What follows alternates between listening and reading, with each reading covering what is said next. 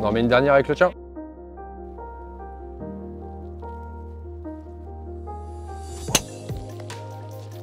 Bien ça. On va faire A1 pour l'instant, GT3 à 9 degrés. Visuellement, honnêtement, c'est assez similaire à la mienne. Donc j'aime bien la forme déjà. On va voir le bruit.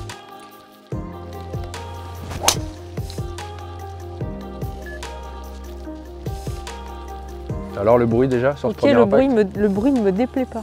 Bah je me doute. Parce que ça aurait pu ne pas me plaire, tu vois.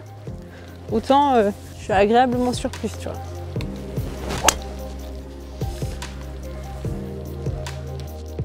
Régulier déjà par rapport aux deux, mais ce qui est bien sur la deuxième par rapport à la première, on va dire, c'est qu'on retrouve un peu moins de spin. On avait 2,5, ouais. On passe à 2,1 et le launch 16 alors qu'avant on était à 12. Donc voilà, on va refaire au moins une ou deux avec celui-ci avant qu'on touche à un réglage particulier. Ok.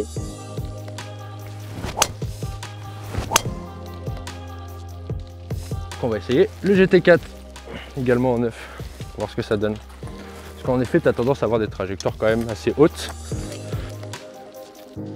Est-ce que la tête entre GT3 et GT4, dans la forme, elle est différente? Elle est encore plus compacte, tu peux voir l'adresse. Ouais, bah là c'est vraiment comme le la même forme. Ouais, exactement. Ouais. Donc, celle du GT3 et GT2 ont changé par rapport aux anciens TSR équivalents, mais le GT4 pour le coup a une tête encore plus compacte. J'adore.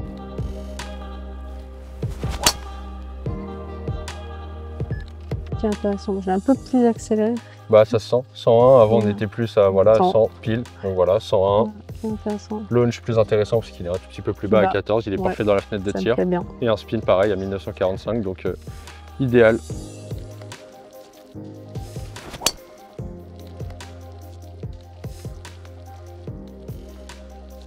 C'est bien ça, j'aime beaucoup. Ouais, ça me plaît bien. Là, le bruit.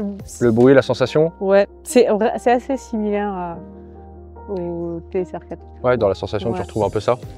Et quand tu regardes là, déjà rien que le niveau de dispersion et dans les datas, on est sur tout ce qui nous importe le plus, on est parfait. Sans parler de distance, même si elles sont côte-côte, on a un ball speed qui est plus important que tout ce qu'on avait tapé avant, que ce soit surtout avec le tien, on était entre 146 et 149 pour les meilleurs. Ouais.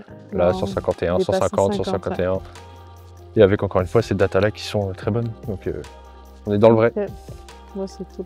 On en met une avec celui-là encore? Allez.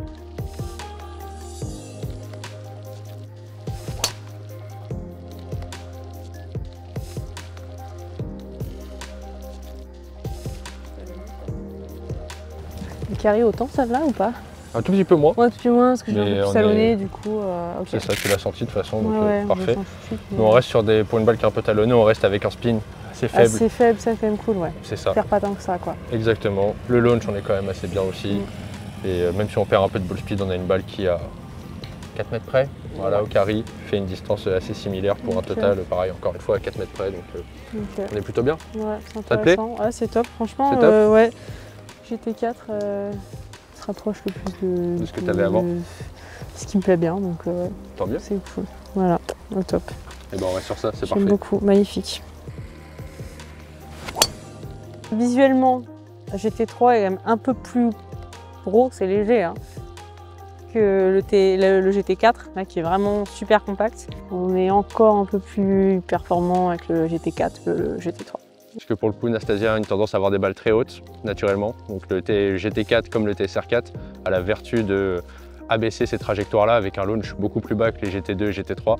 Donc naturellement, et avec les datas qu'on a pu analyser à l'instant, c'est plus pertinent d'utiliser un GT4 pour elle en tout cas.